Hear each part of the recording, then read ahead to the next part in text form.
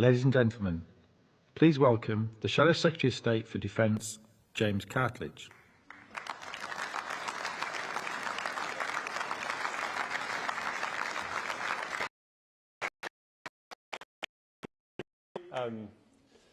There are few greater examples of our armed forces' unshakable commitment to this nation than the crews of our Royal Navy submarines.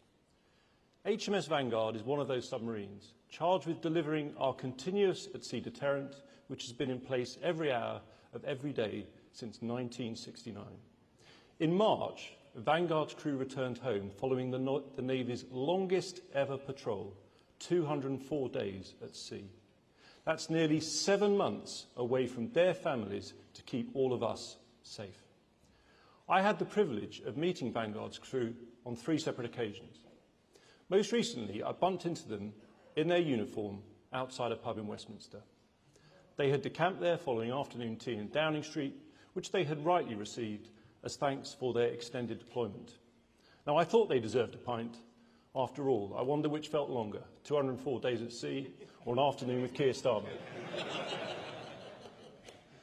Prior to that, as a Defence Minister, I sailed with Vanguard for her Trident test firing, and witnessed firsthand the extraordinary skill and professionalism of her crew. But it was the first time I met Vanguard's crew visiting their base in Scotland that left the greatest impression. Now, recruitment and retention is our single biggest challenge, not just for submariners, but for the whole armed forces. So I asked the crew, if there was one thing that the government could do to improve retention, what would that be? One of the officers replied, "We just want to know that the country's got our back." Conference, that crew goes to sea with a cargo so lethal it is beyond imagination, an extraordinary burden of responsibility. But like every single person who serves, what they need to know is that Britain is behind them. So I am determined to show unequivocally that we, the Conservative Party, have and will always have the back of all who serve our country.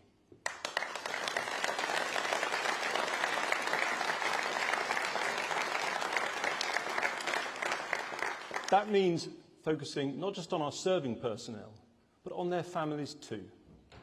That's why the first shadow defence policy I announced in June was the creation of an Armed Forces Housing Association. I believe that would be the best way to rebuild service family homes to the standard we all want to see, but which was only made possible by the decision I took in government to buy back the defence estate. Why does this matter? Recruitment and retention is no longer just a policy challenge. It is existential given the threats we face. In 2022, the world changed. The era of the peace dividend was shattered as Putin's tanks rolled into Ukraine. Now, Conference, there are those who claim that Nigel Farage's party are the true Conservatives. But let us remind ourselves what happened when Putin launched his all-out invasion. On that day, what did Farage do? Whose side was he on as our continent was suddenly threatened with war for the first time since 1945? That day, he chose to blame NATO for provoking Putin. What did we do that day? Instead of blaming our closest allies, we took real action to defend freedom by arming the Ukrainians at lightning speed with NLAW anti-tank weapons, 500,000 artillery shells, the first government to provide main battle tanks and Storm Shadow missiles, and by training 50,000 Ukrainian soldiers. This is what it means to be a true Conservative, standing up to Putin just like Churchill did to Hitler, Thatcher to Galtieri, and in this party we will always stand up for freedom and be prepared to defend it.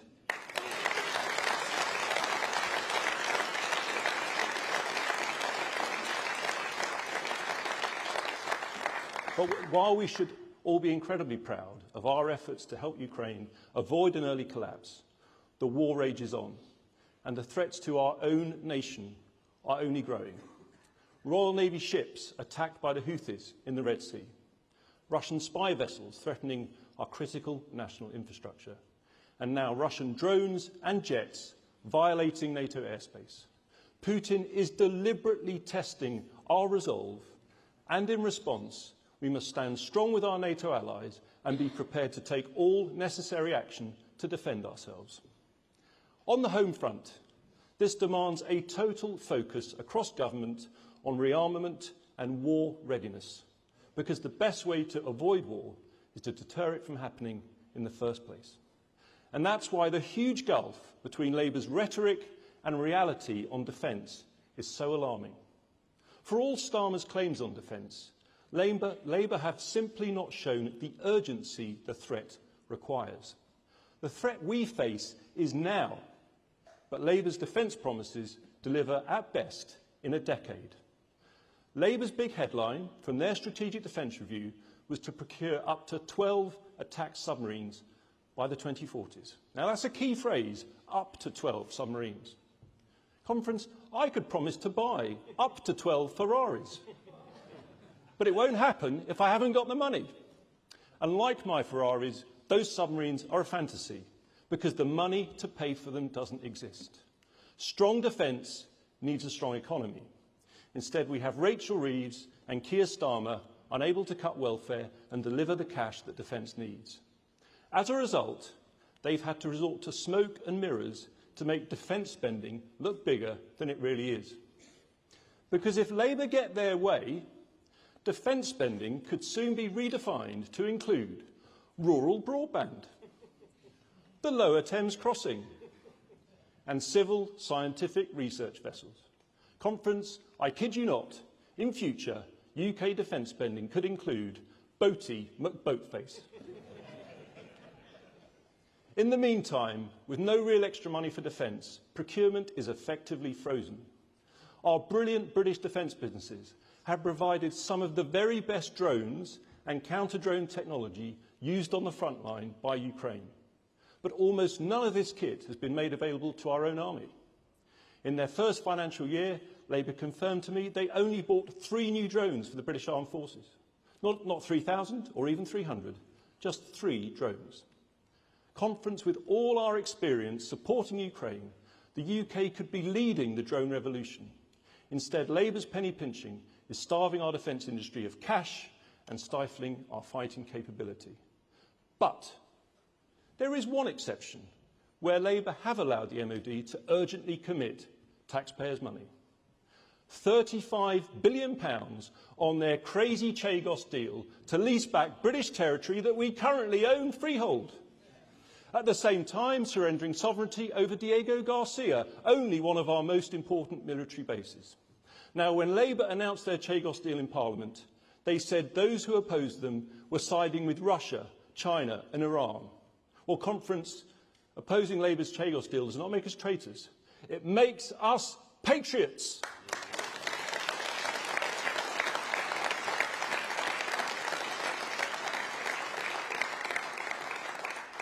Now, I'm sure we can all think of better ways to spend £35 billion of public money than on tax cuts for the people of Mauritius. For me, it's pretty straightforward. We should scrap Labour's Chagos deal and spend every penny on the British Armed Forces.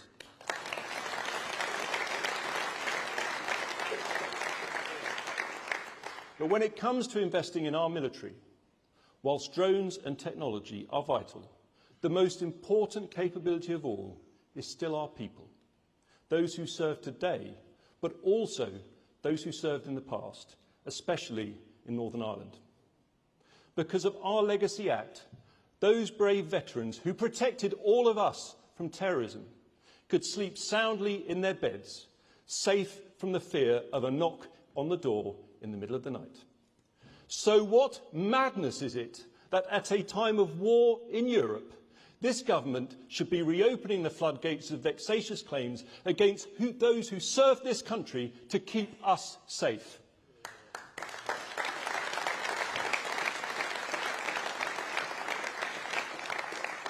Ladies and gentlemen, our veterans defended us, and now it's our turn to defend them. So can I ask you to join me in welcoming on stage 2 of the staunchest defenders of veterans of the British Army, former soldier and spokesman for the Northern Ireland Veterans Movement, Paul Young, and my fellow Shadow Defence Minister, Mark Francois.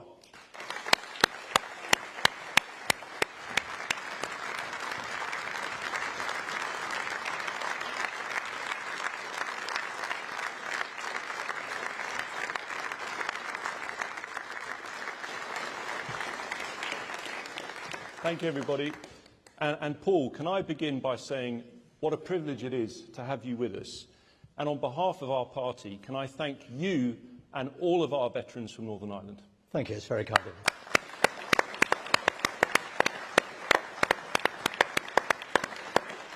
Now, Paul, tell us about your service. Yeah, I first went to Belfast in 1971 and winter of 71, 72. And as a young 21-year-old, I went to what I could only describe as pretty much hell. It was a horrible place. I still look at it in monochrome, in black and white. That's how I see it. You had attacks all the time, night, day. It was relentless. Just to give you a little figure, from 1971, there were 44 soldiers murdered in Northern Ireland by the IRA. There were 1,064 shootings and as many bombings going on by the IRA. In 1972, there were 10,661 shootings and over 5,000 bombings. And that's of villages and towns throughout the province. Can you imagine that? I mean, seriously, can you all imagine that? We've had incidents here in the UK, one or two, terrible though they are. But you imagine life where you've got that many every day. And Paul, having had that service, is that why you joined the veterans movement and been such a key player in it? Yes, well, I did many tours there. But what really did it for me was Dennis Hutchins. Dennis Hutchins was a regimental corporal major in the Life Guard, senior NCO in the most senior regiment of the British Army. And he was a colleague, and he was there about the same time I was. And I was so incensed by what they were doing. I had to get involved, and I eventually become a national spokesman. And Mark, obviously you've campaigned on this with vigour. Can you tell us, first of all, what did our Legacy Act do that we passed in government? And secondly, what are Labour planning in terms of their repeal? The intention of the Legacy Act was to help the whole of the community in Northern Ireland draw a line under an incredibly difficult episode in the history of the province, whilst also providing protection for those veterans who had served there. It took 18 months of very detailed debate to get the legislation onto the statute book. Labour are now proposing to rip up that act and bringing some new legislation of their own, as yet unspecified. But more immediately, they're also using a device called a remedial order, which is a device under our old friend the Human Rights Act, which has two practical effects. One, it would restart what we call the conveyor belt of inquests and civil cases, often instigated by Sinn Féin in order to pursue our veterans through the courts and to try and rewrite history. The second thing the remedial order would do, incredibly, is it would permit Gerry Adams to sue the British taxpayer for compensation. This remedial order could now be voted on before Christmas. So there is an absolute immediacy to this issue.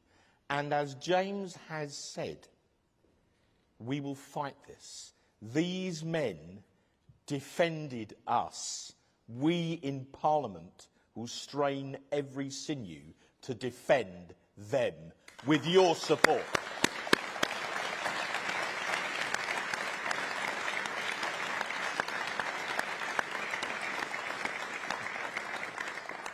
And Paul, what I think for many people hearing about this for the first time, what would make them so incredulous is that it's self-evident that we face a much higher level of military threat than this country has faced for many years, certainly since the Cold War. What is the potential impact of this step in terms of morale and those who serve today? Well, it's already happening now, in actual fact. There's a lot of the veterans that I speak to that come on our protests, and They have sons, daughters that want to join the military. They want to follow in their parents' footsteps. And they've been telling them, don't do it, because you'll end up like soldier that are in the dock at the moment, and also Dennis Hutchins and all the others. And there are lots waiting in the sideline behind if this legislation and the changes that Hilary Benn and the Labour Party are going to make, you'll see a whole conveyor belt of them. And the only people that are going to make money out of this are the legacy lawyers in Northern Ireland. Many of them have links to Sinn Féin IRA. Shocking. It is shocking. And in terms of your comrades, all the other veterans, how do they feel seeing this happening? You know, as I said earlier, we've drawn a line under this. They could sleep soundly in their beds at night. What will it mean for your colleagues? Well, we supported the Legacy Act and ICRA. We thought it was going to do what it should and said it was going to do, pretty much like it said on the tin, really, provide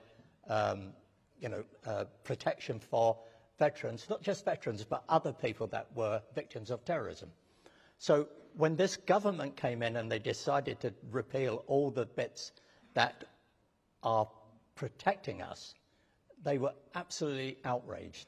And they're actually sinking into pits of despair. But like me, there's many. We will not let this lie.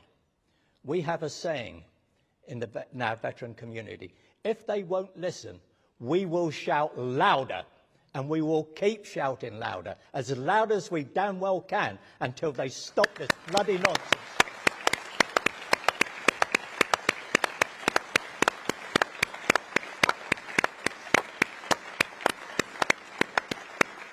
And Mark, you spoke about how they will have our support. In terms of what's coming up next, so we've had an amazing performance on the petition. It's now over 207,000 signatures, which enabled a debate in Parliament. Brilliant support from certain sections of the media, from the public. We've raised it as much as we can in Parliament. You've, I think, questioned on it every single time at defence orals. MPs like Ian Duncan-Smith, David Davis have raised it from the back benches. What happens next, and what can everyone here do to support this brilliant cause? Well, many of the soldiers who served in Northern Ireland were recruited back in the 70s and 80s from what we would now call Red Wall constituencies, from Bury to Blackburn and Bolton to Burnley. Many of those now are represented, temporarily I hope, by Labour members of Parliament. Are those Labour backbenchers, having been whipped by Starmer to vote for cuts to winter fuel and then cuts to disability benefits, are they really going to go through the lobbies of the House of Commons and vote for those people who come from their seats to be reopened to prosecution, often at the hands of Sinn Féin? What self-respecting Labour MP will vote for that and then go back to their constituency on a Friday and look those people and their descendants and their families in the eye? So we have to make sure that we call out what Labour are up to and call on every Labour backbencher who puts the defence of the realm and of those who fought to uphold the rule of law above putting their knees down to the whips. That's what this boils down to.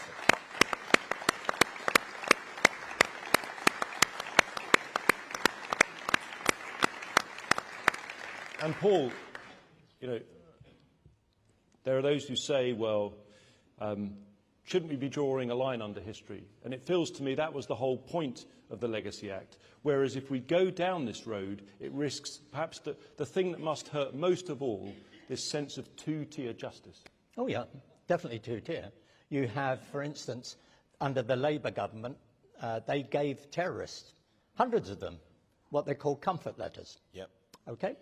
Now, I've had conversations with Hilary Benn recently as 2 weeks ago, and I asked him, if these comfort letters are not worth the paper they're written on, why don't you rescind them?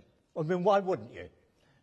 But he prevaricates and comes out with all sorts of things. So I would say to him, if they're not worth anything, bloody well rescind them, because they're not worth anything, so you say.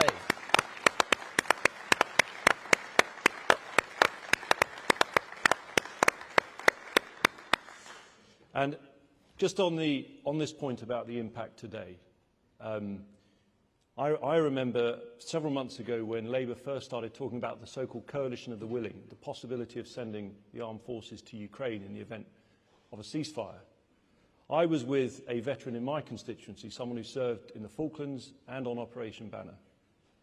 And he said to me, well, it's funny, James, just remember, they told us Northern Ireland was a peacekeeping mission. Mm-hmm. Yeah. And so what does it say to those who might be thinking of going out to Ukraine when they discover that when they go on a peacekeeping mission like you did in Northern Ireland, that many, many years later, they might get that knock on the door? Yep, it's unconscionable. We went out there, we were told it was an internal security situation. In actual fact, it was a war. Let's call it what it was. It was a war. You had an army of IRA people, and there was loyalist terrorists as well, and we were piggy in the middle. Mm-hmm. You know, we were getting attacked by both sides. And we brought about the peace. The IRA was defeated militarily. So we gave them some rope, and now they're brought lawfare to us. And if they couldn't win on the ground, but it seems to me like they're winning with lawfare. You know, and that is just not, that is not right. And I give you my word, from our party, we will do everything to fight for you, but above all, to thank you for your service and all our veterans in Northern Ireland. Thank you. Thank you.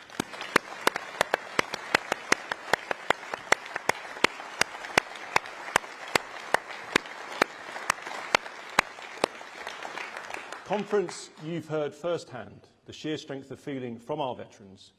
All of us struggle to understand how a government could be enabling the persecution of our former soldiers when the military threat we face is so stark. So why is this happening? Well, the Secretary of State for Northern Ireland, Hilary Benn, has been crystal clear why he is scrapping our Legacy Act, and I quote exactly what he said: because the legislation is incompatible with our obligations under the European Convention on Human Rights. Now, I'm someone who has always recognised that the ECHR was set up for good reason in the aftermath of the tragedy of the Second World War.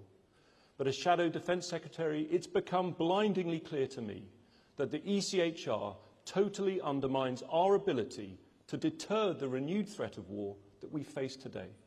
The most basic duty of government is defence of the realm. But no government can discharge that duty if the rule of an international court overrides our sovereign right to defend this nation.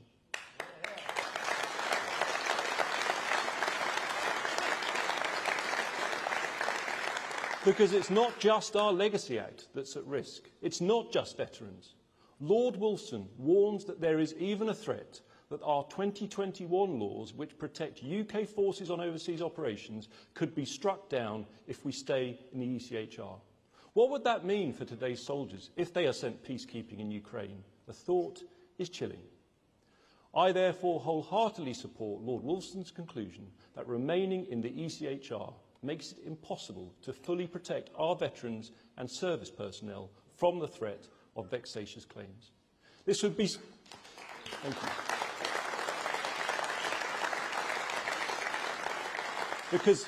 Because this would be serious at the best of times. But with the military threat as intense as it is, this is simply unacceptable. Conference, Kemi has taken the crucial decision to commit a future Conservative government to leave the ECHR. Knowing that we will not be bound by its strictures, I can give you this guarantee. If new laws are required to give legal certainty on overseas operations, we will pass those laws. If Labour repeal our Legacy Act, we will legislate to restore full legal protection for our veterans. Whatever it takes, you have my word, we will protect those who protected us. Thank you.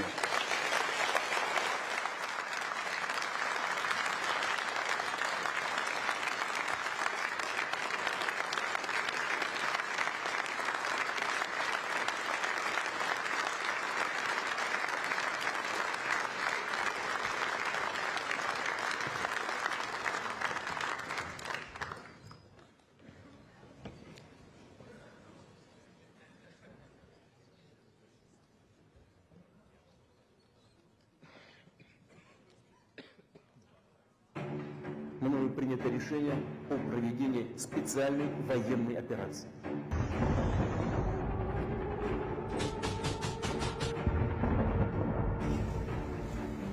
Russian President Vladimir Putin authorized a special military operation in Ukraine's Donbass region and told the Ukrainian military to lay down their weapons and go home.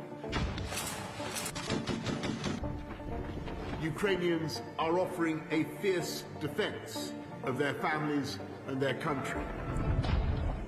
I am proud that Britain did everything within our power to help Ukraine prepare for this onslaught, and we will do our utmost to offer more help as our brave friends defend their homeland. Fundamentally, if we don't stop Putin in Ukraine, he will be back for more. And we have to remember that President Zelensky is a hero. He is the person who represents that strength and resilience of the Ukrainian people. Right from the start of creating safer routes that enabled Ukrainians to come to our country, from the work of the Ministry of Defence under Ben Wallace at the time, to being one of the first countries to provide and supply weapons and key capabilities to train Ukrainian troops in our own country, and to sign that security cooperation agreement, to announce the multi-million and multi-billion funding package as well. And the then Prime Minister, Boris Johnson, flew the flag for Ukraine across the world, making that case, and also imposing sanctions on Russia, persuading others of their commitment to Ukraine. We must ensure we continue to stand shoulder to shoulder on the side of freedom. Slava Ukraini. Ladies and gentlemen, please welcome the Shadow Foreign Secretary, Priti Patel.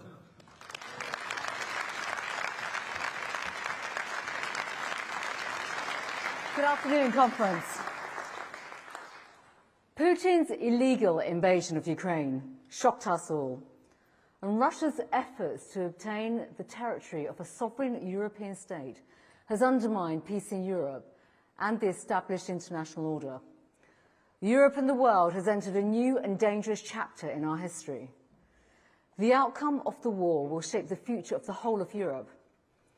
Our Conservative Party, when in government, recognised the threats that Putin posed, and we stood with Ukraine in its hour of need.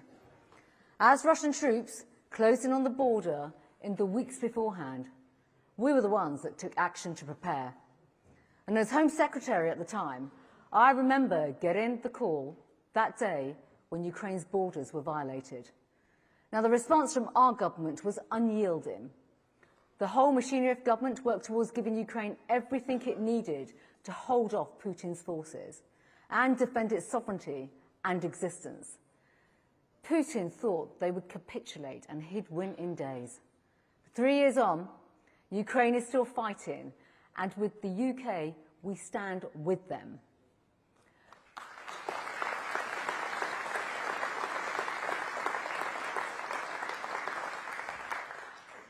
The way the Ukrainian people have fought for what is rightfully theirs, in the face of such barbarity and savagery that many of us thought was consigned to a bygone era, will go down in the records of history. We must ensure that Russia's defeat goes down in history too. Because the picture from the front line is beyond the worst nightmares of any of us sitting in this conference hall here today. The rise of the axis of authoritarian states that hates the West and all our freedoms is the threat of our times. And with tens of thousands of North Korean soldiers, Chinese soldiers, and weapons from Iran, this is not only about the territory of a sovereign country, it's a battle for all our values and our freedoms. For we as Conservatives have always recognised that the front line in Ukraine is the front line for Western values, and that we believe in and champion in and will continue to defend. So, Conference, it is my honour today to open and chair this session called The Frontline from Ukraine, with two very distinguished contributors to discuss the war and the lessons learned from it, including the lessons from the front line, and why, importantly, we must continue to defend Ukraine. So please join me in welcoming, it's an honour to introduce Major Pavlo from the Armed Forces of Ukraine, who is working on Operation Interflex, which trains Ukrainian recruits on British soil to make them combat ready. And this, of course, was established by the Conservative Party in government and has now trained over 50,000 Ukrainians and is supported of many of our allies. Pavlo, please welcome. And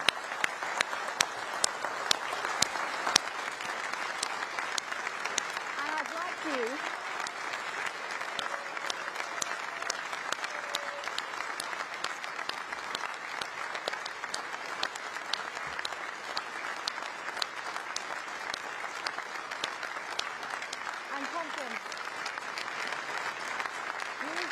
welcome Jack Lepresti, a good friend of us all, someone who served, obviously, as a dedicated Conservative MP for Filton and Bradley Slope from 2010 to 2024, and he's been on the front line in Ukraine, supporting Ukraine's fight for freedom since the general election as a volunteer. So, Jack, we are blessed to have you here today. It's an absolute honour to be with you today. It really is a privilege. Please welcome Jack as well. Thank you. Thank you. Go down. Thanks so much. Thank you, Jack. So, let me both begin by welcoming you both. We're all sitting in this comfortable conference hall. And of course, we all watch and have watched Ukraine, the battle for the last few years, really from the comfort of our TV studios, home and obviously from new studios as well. So can you, both of you, please provide a bit of an insight into the front line, first of all? And I think, Pavlo, if I may start with you, you've been involved in Operation Interflex, which has been an incredible operation, training over 50,000 Ukrainian soldiers. Just tell us exactly about their experiences, what they're confronting, what they're facing, and, you know, what Britain's role has been in actually sort of reinforcing everything that you've all been doing. Thank you very much. I've been in Operation Interflex since January, and the contribution of the United Kingdom and other countries, because it is 13 countries involved in this process, is really crucial for us, and the quality of training as well. And the day on the front line feels lifetime for our soldiers. And it is cold, mud, exhaustion, but also it is brotherhood and determination. And yeah, Russians use a tactic when they send just waves of attack of Russians infantry without counting the lives. And it is something that we are facing with in the 21st centuries. And also we are trying to, and we are doing that, to increase the quality of training, to keep our soldiers alive. So thank you for that. And of course, what is so extraordinary, we all remember the pictures in the early days, Putin's brutal war machine, the impact that was having, obviously, on troops on the front line, the awful weather and the terrible conditions. So, Jack, I have to say, I mean, honestly, it's a pleasure to be sitting next to you here today. It's great to see you. Just share a bit of your experience, because obviously life has changed for you since last year. When did you go, and what kind of training have you had to go out there and be on the front line? Well, I went and signed my contract in mid-January. I went online and applied in November, so it took a couple of months to do the background checks, all the normal process and administration. And yeah, I had a bit of training when I was there, but I wanted initially to be deployed as a rifleman, but a friend of mine from the Ukrainian embassy said that they'd much prefer to use my experience and skills, and believe it or not, diplomacy, which made me laugh. But, you know, foreign relations, procurement, media. But I've spent a bit of time on the front line, but we mustn't forget the nightly drone and missile attacks on our cities in Ukraine. I mean, I know. I always say to my parents, I go to the shelter. I don't all the time. So when I'm led there and I can hear the Shaheeds coming over, Iranian-made drones supplied by Iran and paid for by China, missile strikes, and I think, well, it's tough for me, but I've only been there for a few months. I mean, this has been going on for nearly 4 years. Only the other evening, 5 people were killed in Lviv, civilians, and that's about 30, 40 miles from the Polish border. So it's tough. And just on this, because clearly on the front line, the psychological impact is really quite severe. Yeah. How do you all cope with this? And Pavlo in particular, with your soldiers, the people that you're with on a daily basis, how do you support one another through a lot of this difficulty? And of course, I have seen many videos of Jack doing news reports and things of that nature. The level of technology that you're all using now is so sophisticated, and clearly this has to help in terms of, you know, being on the front line in the battle that you're all facing. Yes, totally agree with you. We started to use lots of drones to use them as machine, not soldier's life, to accomplish different tasks. Also, we've got like hard shoulder from our families back home. Right. They really support us, and especially when we see the news when Russia bombs our buildings, cities, hospitals, schools, and we feel that we have to standing strong and keep our job to make sure that they are safe. And Jack, how have you found that? Well, I find the spirit of the Ukrainian soldier, who's been in many cases on the front line for years, just astonishing. Yeah. You know, despite all the difficulty and hardship, you know, they're defending their homeland. And as you said, I heard you when I was just waiting. You know, this is our war, it's Europe's war, and they're aware of that. And you know, the bravery and resilience is just astonishing, frankly. And I think that really speaks to us as a party, the fact that we've been out there from the outset, you know, supporting, defending Ukraine, because it is about our shared values and our freedom. But the level of heroism that we have seen, the resilience of the people of Ukraine has been absolutely astounding.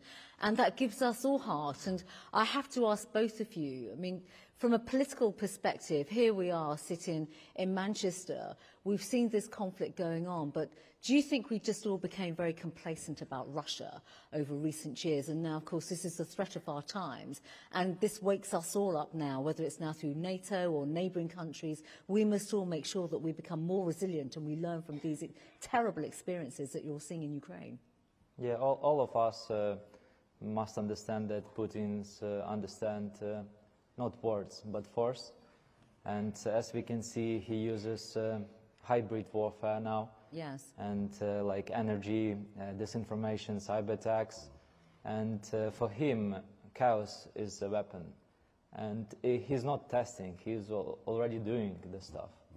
And we have to understand that and do our stuff better, yeah.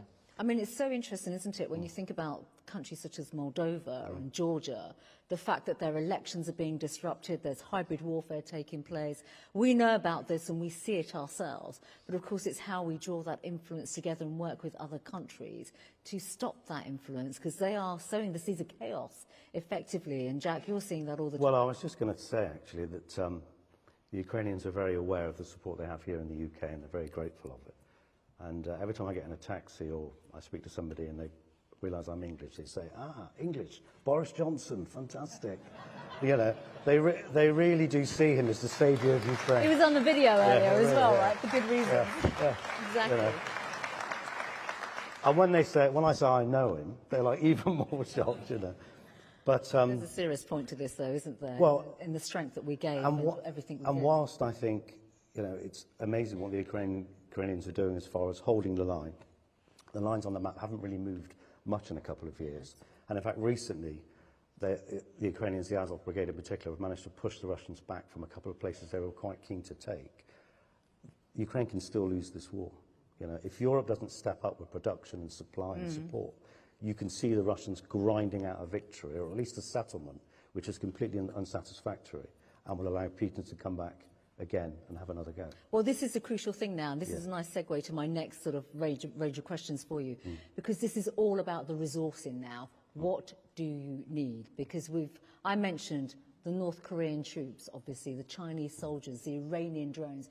We know exactly the type of warfare and that axis of other countries that are now sucked into this for Russia and by Russia.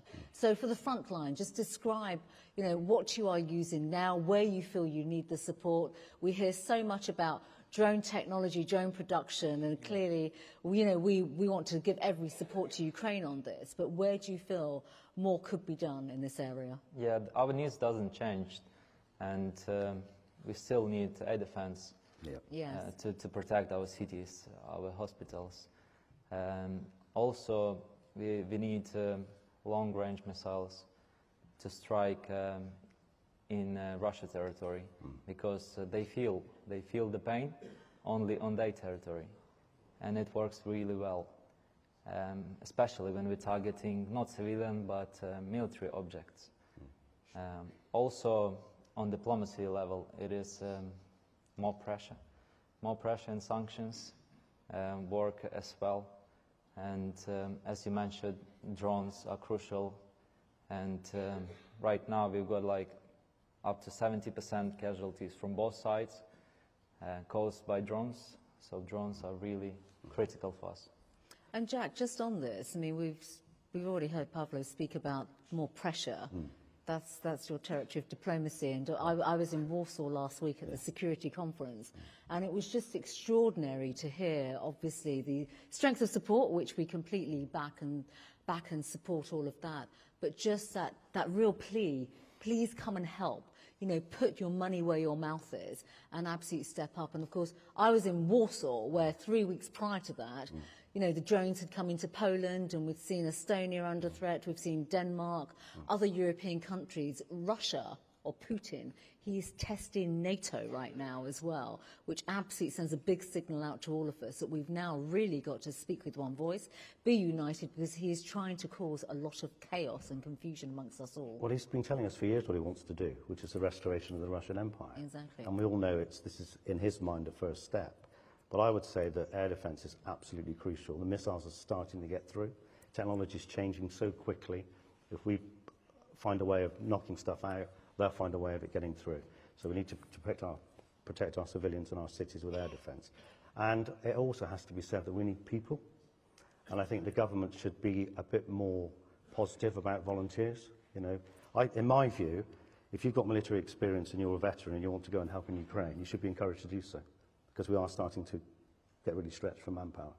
So that's something which is like. And that's quite clear, isn't it, on the fact that Russia's actually using North Korean troops, and that speaks volumes, it really does. Yeah. So sadly, we're going to be heading into the colder weather, obviously, with winter coming and all the rest of it. So Pavlo, just tell us, what are the type of preparations you and your teams, your battalions have to start making? Because clearly, on the front line, we know about the boundaries, the territorial lines, the sovereignty, the territories that you are defending. But of course, as the weather changes, your tradecraft, everything else has to evolve too. Yeah, of course. For example, here in Interflex, we've got equipment for our soldiers, and they could take it with them back. And the first of all, it is like warm clothes, which are like basic stuff for the winter period. But also, it is more about, I would say, not keep them so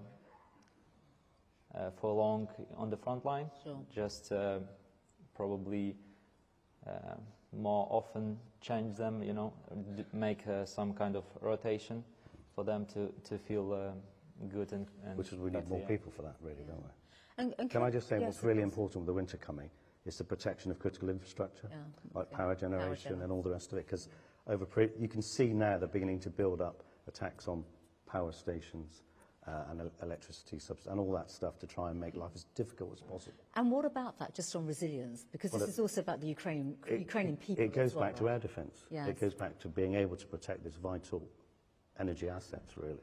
And can I just ask you, on this front as well, looking ahead now, because there's always a lot of talk and discussions, you may not want to say too much about this, about, you know, ending this conflict, as well as getting all the resources and money into this conflict for Ukraine to become successful and to carry on.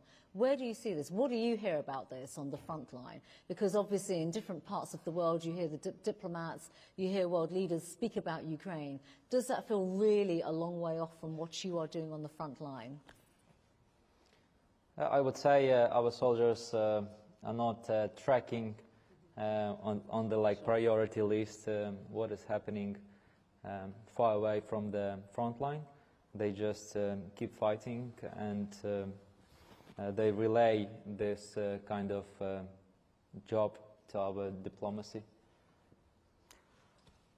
Every Ukrainian soldier I speak to doesn't want to concede an inch of ground to Russia. Right. Exactly. Right. And they will fight to the bitter end if need be, with everything they have. And that's the most extraordinary thing. I mean, all the Ukrainians that I have come across, even in the military, in different forums, everyone is crystal clear. And the most significant thing about all of this, if I may say so, is it comes back to, we thought when the Cold War ended, this is the crucial thing, when the Cold War ended, there would be peace across Europe, more economic prosperity and security. And here we are, almost winding the clock back. And this is why this is such an important conflict. It is devastating for Ukraine and the people of Ukraine, and the heroism that we see is really so remarkable. But fundamentally, it is the shared values that we are all fighting And if Europe doesn't start to produce and supply and support, Ukraine will lose. Which we cannot allow to happen. Which we cannot let happen. We absolutely cannot allow that to happen. Would you like to make any closing remarks? Because we feel so privileged and blessed to have you both here today. It is a real privilege for our conference to hear from both of you from the front line. You know, this is really almost like the chance to basically, we know that you want more support, resources, etc. But this is, to me, I think, just such a strong case to make. We stand tall together, stand shoulder to shoulder, and we fight for our values. Yeah, just one. In the end of the day, I'm doing that as well. Just think about, did I do as much as I could? Or I could maybe do more? Not only for Ukraine, but also for your country as well. Thank you. Yeah, thank you. Thank you.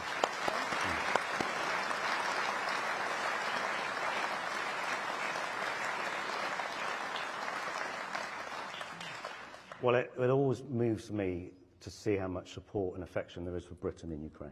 I mean, they appreciate what we've done and what we are doing, and they see us pretty much as their strongest ally and friend. And I will go back and say I'm always moved by the support I get personally from people in the street, people buy me drinks, you know, all the rest of it back in the constituency. And, you know, I will go back and say that the UK is still 100% plus behind Ukraine, and we're going to be with them to the end. No, well, to the victory. Well, absolutely. And I just want to say a tremendous thank you to both of you. It's an absolute honour and privilege to have you both with us today. There is a really fundamental message here, folks, there really is, which is Ukraine is fighting for us all. And we know that we cannot concede at all. And it's not just Ukraine, it's the West, it's our values. And for wherever I go in the world as well, we're constantly taking this message, even across the Atlantic, that we are fighting for shared values, Western values, against, quite frankly, that axis of authoritarianism that hates the West, undermines our values, undermines the rule of law, undermines our institutions, and we cannot allow that to happen. Right. And as a Conservative Party, we are so, so proud to stand with Ukraine. You saw the video earlier on today, folks. I mean, that said it all. From the outset, the leadership we gave and our country gave to the people of Ukraine was first class, and we are here to stand with you shoulder to shoulder. So thank you so much for joining us. Thank you. It's been an absolute pleasure. Thank It really you. has. Thank you. Thank you. It's been an absolute pleasure.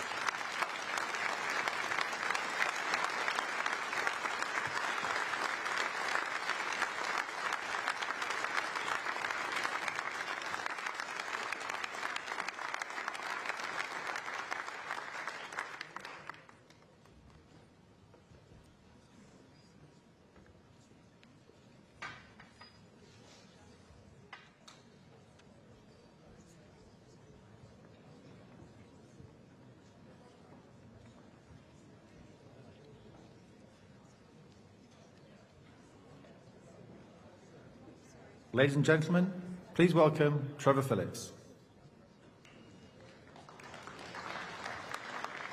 You're doing a loop-to-loop of some sort.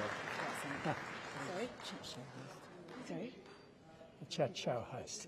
Please walk quickly. Those who are here for this extremely important session, let's get into it. I suspect that half of you are wondering, what the hell's he doing here? and that's a half of you who get up on Sunday morning. Why do they let him in here? We'll explain that in a second. The other half of you are wondering, they said, oh, Trevor off the telly, but isn't he looking good for a man in his 80s? And he doesn't sound anything like he did when he did the news at 10. We don't need to mix them up, but we are going to talk foreign affairs. I'm here to be traffic cop for our two important speakers, and for the next 20-25 minutes, we're going to take a tour of the world. So without any more nonsense from me, let me welcome your Shadow Foreign Secretary, Priti Patel, and the former Prime Minister of Australia, Tony Abbott.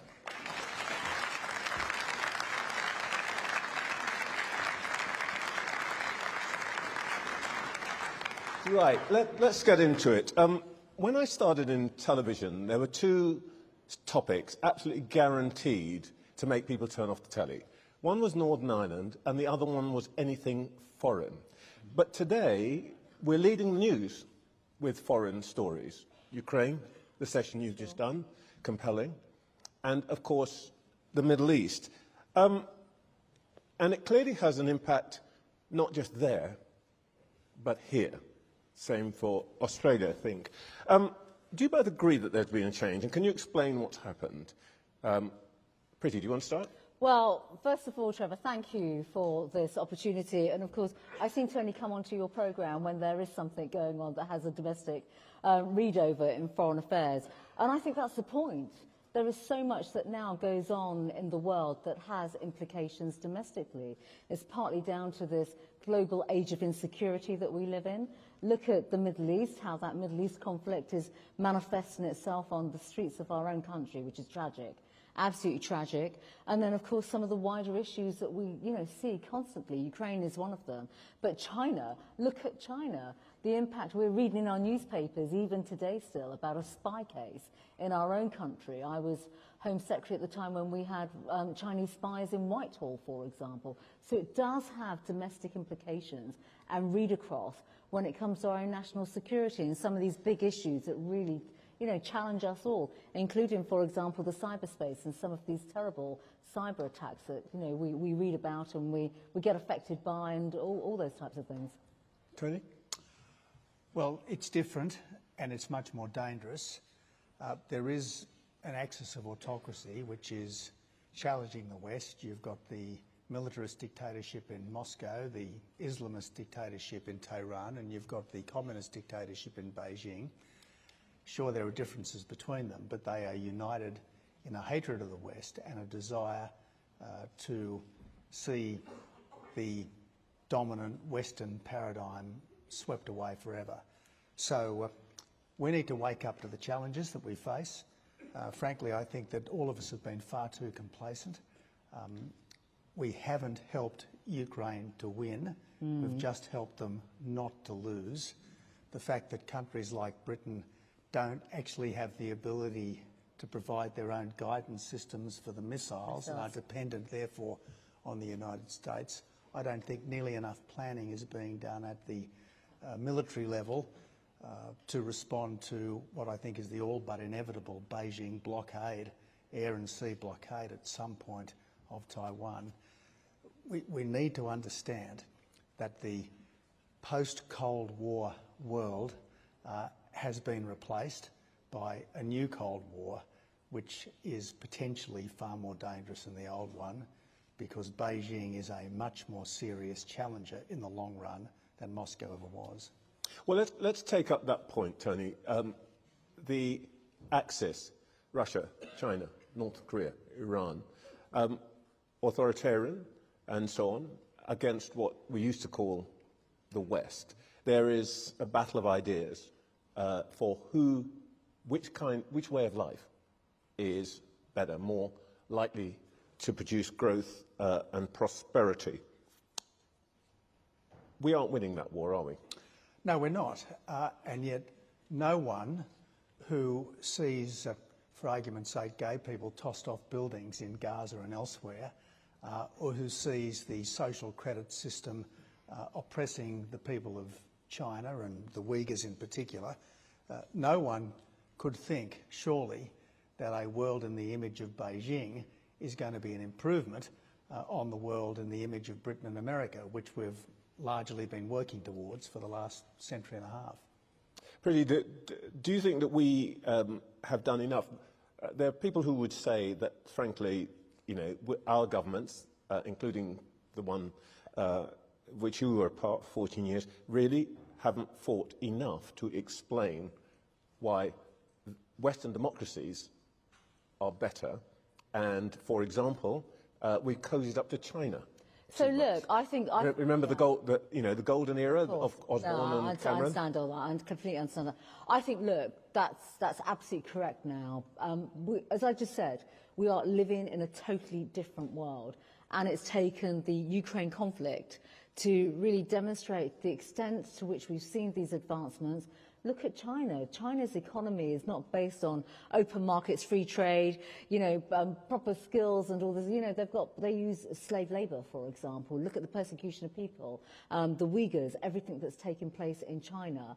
And while we learn more and more about this, it's pretty obvious that not only do we have to confront this, but we have to invest in our own countries and adopt a totally different posture.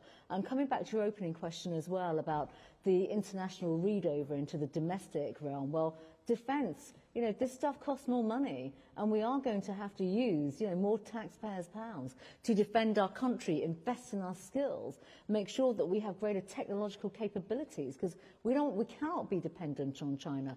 And I was in government when the whole 5G debate came about, and actually it was Australia, it was my colleagues in Australia that stood with us and even said, do not go down that route. And of course we ended up going down that route, and then we unwound that route after all. And then that was a real reflection that, guess what, even our Five Eyes partners did not have the level of technology needed to counteract Huawei, 5G, etc. And we've got to change that.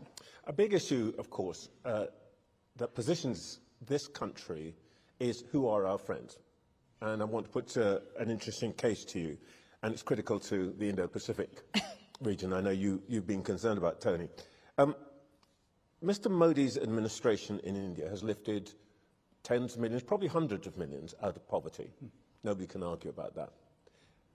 But has it been at the price of liberty and freedom? The short answer is no. No one who visits India would think that this is a country that doesn't have free and fair elections, doesn't have a riotously free media, doesn't have a robustly independent judiciary. Sure, Modi is described often enough as a Hindu nationalist, but really I think what he is an Indian patriot, and that means having obviously respect for the Hindu traditions of the country. So, look, I think that isn't quite how he'd be described if you're a Muslim in India. Well, I think Muslims in India would probably have at least as many civil rights as Muslims in Pakistan, certainly far more civil rights than Muslims in many parts of the Middle East. India remains, as I said, a country under the rule of law. It is a robustly independent judiciary. I think Modi gets the bad press that Orban gets in Hungary because he doesn't fit the Western zeitgeist's ideal of what a third world leader should be. Priti? So I find this really interesting for quite obvious reasons. Look, I think we should really celebrate India's success. I really do. And, look at the fact that there is now a trade agreement that started off negotiated under the last Conservative government because of Brexit. We're transforming our own relationship with India. And, I think Prime Minister Modi, he puts his country first. And he has been a hugely successful Prime Minister for India. Just look at his own standing in the world compared to, previous Indian leaders, Prime Ministers, when I appreciate the world is very different, but he has changed India's outlook, perception, foreign policy, economic outlook. They make all sorts of things, they manufacture all sorts of things, they've got a great skills base, and that is because he has put India first, because he wanted to put India on the map. Now, I think that's commendable. it is inevitable that there'll be some aspects of not just Indian media but global media that will criticise him for various policies, in the same way that all our governments have criticised for various policies, whether international or domestic. But I absolutely think, from a UK perspective, and I say this as the person that wants to be the Foreign Secretary, a Conservative Foreign Secretary for our great country, we have to have better, stronger collaboration and closer ties with India. It's a Commonwealth country, one of the largest, it's the largest democracy in the world. We want to be a very strategic partner and ally with them. All right, well, and don't forget, Trevor, the Quad. Now, the Quad is a very significant geopolitical development. Yeah. The Quad unites the four Indo-Pacific democracies, the United States, India, Japan and Australia.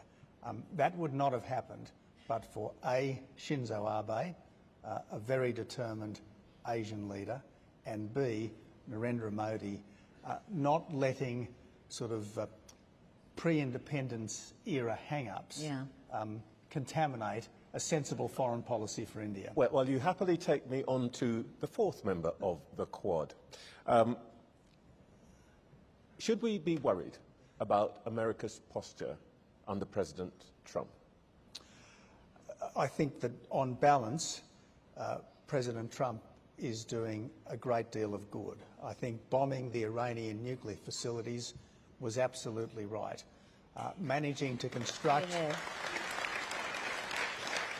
And frankly, I just wish Britain had had the air power to join in and help. You tell me about it. We were exactly challenging Labour on this. But I think bullying, if you like, the European allies to increase their spending on defence are absolutely right. Realising that Beijing is a really serious geopolitical challenge to the United States and the democracies more generally, I think Trump has done a great job there. Now, look, I would certainly quibble about the mockery of Canada as the 51st state. I think it was a mistake to put penalty tariffs onto India because India is taking Russian oil without putting even bigger penalty tariffs onto Beijing. But on balance, what about the tariffs on us? On balance, Trump is a very good thing. Well, I think you've got 10%, Trevor, which is what we've got, which is the lowest rate. But look, Trump's speech at Windsor Palace, where he talked about the glorious contribution that Britain has made to the modern world, mentioning the Empire and Tolkien and C.S. Lewis and all these people. I mean, what a wonderful tonic. I mean, you Britons must have felt proud of yourselves to be encouraged and praised like that by the leader of the free world. Sadly, Tony, if we could deploy the King to discipline the American president every day, life would be very different. And the one time we can be confident that President Trump has heard of AUKUS was when the King actually mentioned it to him. Exactly. but on top of this, though, it's a nice thing to have our history valued and praised, because we have a government in this country that constantly want to rewrite our history and denude our history, and we should stand up for it with a great deal of pride. And on America, I have to say, I welcome the challenge from President Trump to us all, because we live in serious and dangerous times, and it's a really big point now. It's a turning point for all of us to basically say we need to get a grip of ourselves when it comes to investment in our defence and our security. I don't like tariffs. We believe in free markets. We want more free trade. But, it's a tool that is being used, rightly or wrongly. Even so, he is challenging our institutions, saying that we need to contribute more, calling for reform of even institutions like the United Nations, and I actually welcome that because I tried to do that previously in DFID. We cannot keep on putting our money into institutions that are not given the value that we need. And, I absolutely believe that when Britain contributes, first of all, we're a country, not a charity. We absolutely must make sure that we follow money, people, outcomes. And we can't just write cheques anymore. And this is what Trump is basically telling the rest of the world. Trump's speech to the United Nations, I thought, was absolutely electrifying. Now, there were the usual bits of Trump braggadocio, but his essential point that we are committing economic self-harm with the energy insanity. We are committing societal self-harm with mass immigration that isn't coupled with a very strong civic patriotism. I think these were essential points that really need to be taken seriously and properly assimilated by the whole Western world, but particularly by the Anglosphere. Let's talk about immigration. We have a few minutes left, and as it happened, all three of us are descended from immigrants. You went the wrong way, but you know, you've become an associate member of a good nation. What can we learn from Operation Sovereign Borders? Yeah, what we can learn is that it is possible to stop a wave of illegal migration by boat if you have sufficient will. Now, France is a different jumping off point to Indonesia, and you'd have to deal with France slightly differently to the way you would deal with Indonesia. But you start off with the clear understanding that any country which effectively facilitates illegal migration into yours is guilty of an unfriendly act. And you have a right as a sovereign nation, to protect yourself against what is, in effect, a peaceful invasion. So whether it's bringing back the Rwanda possibility or possibly establishing processing centres in British dependent territories like Ascension Island or somewhere like that, as opposed to putting people up in nice hotels in nice towns in Britain, whether it's holding people in a mothership on the English Channel and then putting them in unsinkable life rafts with just enough fuel to get back to France in the middle of the night, as we did with Java, or whether it's conducting very vigorous mafia-busting operations in northern France. I mean, Britain has to get serious about this, and it is going to involve deeply upsetting the French, but hey, Britain has had a lot of experience in that department, and it needs to happen again. I've also done that too. Tony Abbott fires the starting gun on another 100 years war. No, but look, I think, Trevor, I mean, I spent some time speaking to Tony quite a bit when I was Home Secretary about Operation Sovereign Borders, because we drafted our legislation. It was the National Anti-Borders Act, as it now is, based on many of the elements that Tony put forward in Australia. We looked at pushbacks and turnbacks, you know, in the Channel. We even tried that with the Navy. But fundamentally, and this is the most important thing, it's about having a deterrent. That deterrent effect is absolutely crucial. And of course, we've got a government now that's just completely torn all that up.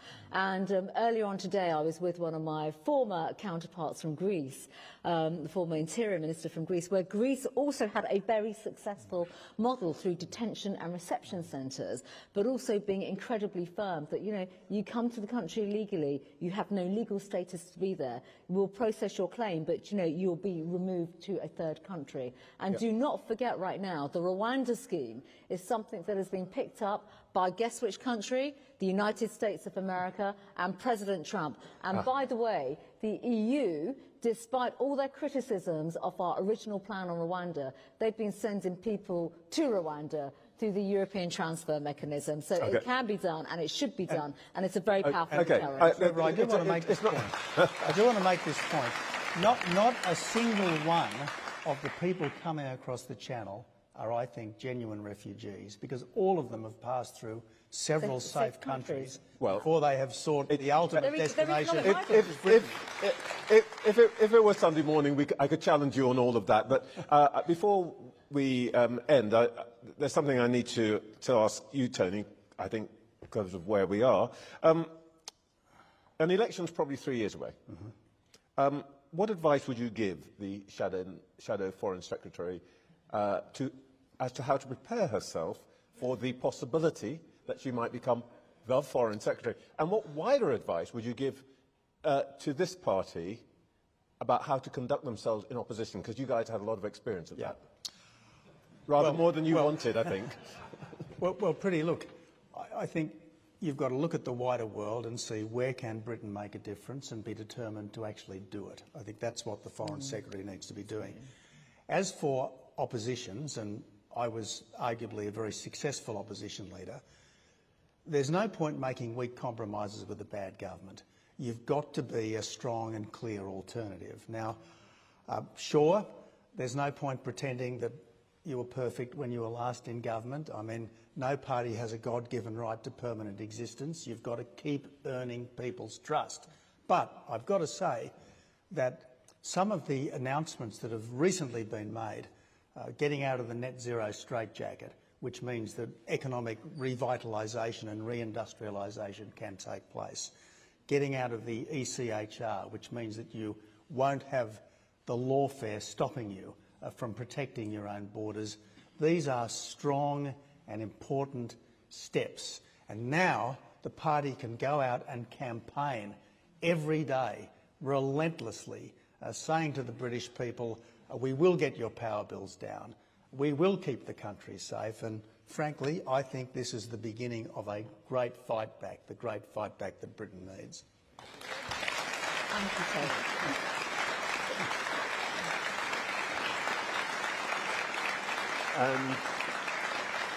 And Priti, lastly, how do you do all the things that Tony's just been talking about without looking like Reform Light? No, I absolutely think that, you know, we have to demonstrate, first of all, winning back the trust of the British people is absolutely crucial. You can only do that by being serious and professional, showing that you have substance, that you're rolling your sleeves up and you're working hard because you care about the future of the country, and you've got the plans behind it. And you've heard, Trevor, you've heard this week already, you know, a series of policy announcements. We've got to be out there and not just campaign on them, which we'll absolutely do, but demonstrate why they're applicable to the country that we live in today and the future of our country, and how effectively we can be a good, sensible, experienced government serving the British people. We are dedicated and committed to doing that. Occasionally, there will be a need to politely disagree with reform, but mostly the fight has got to be with the Green, left, cultural, Marxist Labor Party. Okay, exactly. Please thank Priti Patel and Tony Abbott. Thank you. Thank you.